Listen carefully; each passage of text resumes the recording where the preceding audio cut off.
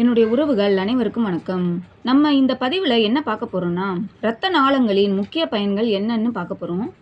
இரத்த நாளங்கள் உடல் முழுவதும் ஆக்சிஜன், ஊட்டச்சத்துக்கள் மற்றும் ஹார்மோன்களை கடத்தி கழிவுகளை வெளியேற்றி உடல் வெப்பநிலையை சீராக்கி இரத்த அழுத்தத்தை நிர்வகிப்பதன் மூலம் உடலின் உயர் சக்தியை பராமரிக்கின்றன. இவை தமனிகள், நரம்புகள் மற்றும் நுண்குழாய்கள் என வகைப்படுத்தப்பட்டு இதயத்துடன் இணைந்து இரத்தம் தொடர்ந்து சுழற்சியில் இருக்க உதவுகின்றன.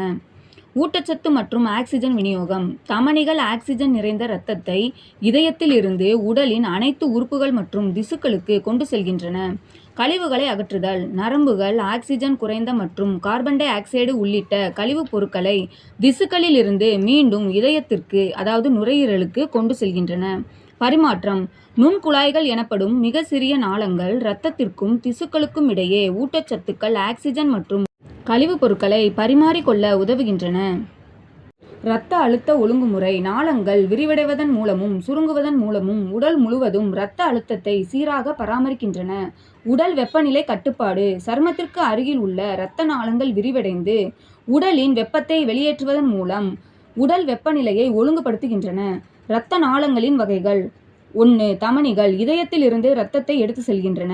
2. நரம்புகள் உடலில் இருந்து இதயத்திற்கு இரத்தத்தை திரும்ப கொண்டு வருகின்றன. 3. நுண்குழாய்கள் தமனிகள் மற்றும் நரம்புகளை இணைக்கும் மிக சிறிய நாளங்கள்.